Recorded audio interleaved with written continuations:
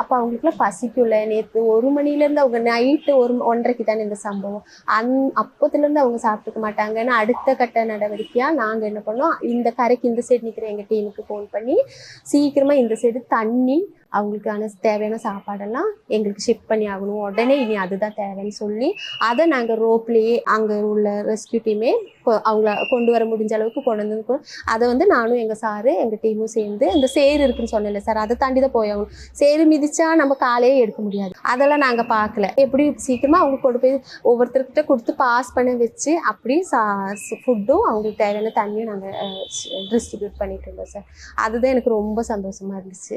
ஏன்னா குழந்தைங்க அப்போது அந்த சாப்பாடு தான் தெரிஞ்சதும் அந்த குழந்தைங்க அழுதுட்டு அவங்க அப்பா, ஏன்னா தூரமாக இருக்கிற குழந்தை எனக்கு தெரியுது, இங்கே இருக்கிற அம்மாவுக்கு கொடுக்கும்போது அந்த குழந்தை அங்கேருந்து அழுகுது, எனக்கு சாப்பாடு வேணும் சாப்பாடு வேணும்னு. அது எனக்கு அது கொண்டு சேர்த்தது எனக்கு ரொம்ப சந்தோஷமாக இருந்துச்சு.